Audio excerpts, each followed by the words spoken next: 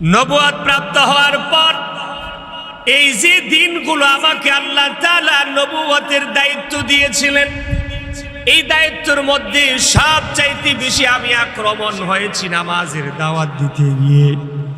আর আমি কালেমা লা ইলাহা ইল্লাল্লাহর দাওয়াত দিতে গিয়ে সবচাইতে বেশি আমি আক্রমণাক্ত হয়েছিলাম। আমারে মানুষেরা মেরেছি, যারা বুঝে তারাও মেরেছে, যারা বুঝে নাই তারাও আমাকে আঘাত করেছে। আল্লাহর হাবিব বলেন, সবগুলো আঘাত সহ্য করে নিয়েছিলাম। আমার আপনজনেরা আমাকে কষ্ট দিয়েছে, আমি তাদের জন্য ক্ষিপ্ত হয় নাই। আমি উদারতা মন তাদের সামনে পেশ করেছি, মাফ করে দিয়েছি। আমার আপনজনেরা, আমার চাচা, আমার ভাইয়েরা, আমার এলাকার মানুষেরা আমাকে আক্রমণ করেছে, আমি তা মাথা পেতে সহ্য করে নিয়ে তাদেরকে মাফ করে দিয়েছি।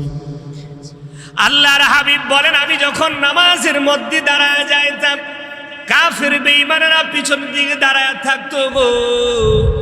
আবু জাহেল একদিন গিয়া আল্লাহর হাবিবকে মারবে বলে কাফেরদের সামনে গিয়া ঘোষণা দিল, এবার যদি মুহাম্মদ সিজদায় পড়ে যায়, মুহাম্মদের আল্লাহর দিকে যদি তার মাথা যদি ঝুঁকায়া দেয়, দেখবা মুহাম্মদের ঘাড়ের মধ্যে আমি আবু জাহেল পা রাখবো। নাউজুবিল্লাহ বলেন। আল্লাহ পাক রব্বুল আলামিন বলে, কত বড় সাহস হলে বলে আমার নবীর ঘাড়ের মধ্যে তুই পা রাখবি, এই নিয়মটুকু করেছো। আবু জাহেল, তোমারে আমি এবার একটা ঠেলা না দিয়া ছাড়বো না। সুবহানাল্লাহ বলেন। তার সাথে থাকা সমস্ত ব্যক্তিদেরকে বললাম, মুহাম্মদ যদি সিজদায় যায় তাহলে মুহাম্মদের ঘাড়ের মধ্যে আমার পা যাবে, তোমরা দেখে নিও।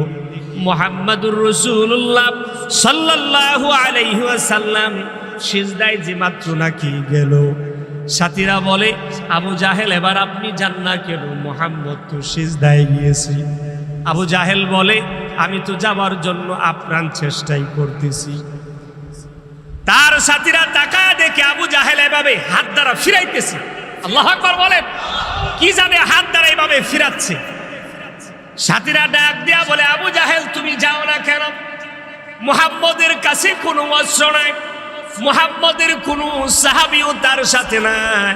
ও আবু জাহেল, তুমি আবার মুহাম্মদের পা রাখবা বলছো, যাও এবার মুহাম্মদের উপরে তুমি পা রাখো। আবু জাহেল দৌড় দিয়া পিছনে চলে আসলো। সাথীরা বলল, কি ব্যাপার? মুহাম্মদ রে না তুমি বিলে মারবে? আবু জাহেল বলে, তুমি তো দেখো না, তোমরা তো দেখো না, আমি আমার দু চোখে যা দেখেছি দুনিয়ার কোনো মানুষে দেখাতে পারবো না, বোঝাতেও পারবো না। শোনো আমি কি দেখলাম, যে মাত্র মুহাম্মাদুর রাসূলুল্লাহ সাল্লাল্লাহু আলাইহি ওয়াসাল্লাম সিজদায় গেছে, আমি মুহাম্মদকে মারার জন্য সামনে যাব। এমন সময় আমি দেখি কিছু পাখি এভাবে আমার দিকে আসতেছে, মনে হয় যে এই মাত্র আমারে ছিঁড়া ফেলবে। আল্লাহু আকবার বলেন। মনে হচ্ছিল আমাকে টেনে একেবারে ছিঁড়ে ফেলবে। আমাকে এমন ভাবে তারা আক্রমণ করার জন্য আসছিল। আমি যে দুহাত তারা এভাবে ফিরাচ্ছিলাম, এটা দুনিয়ার কোনো জিনিস নাই, দুনিয়ার কোনো আক্রমণ না। আমি ওই সময় বুঝে গিয়েছি মুহাম্মদকে মারার জন্য যাওয়া যাবে না, সুতরাং নিজের জীবন বাঁচানোর জন্য পিছন দিকে ফিরে এসেছি। আল্লাহু আকবার বলেন। আল্লাহর হাবিব এভাবে কষ্ট করে নামাজ প্রতিষ্ঠা করেছি।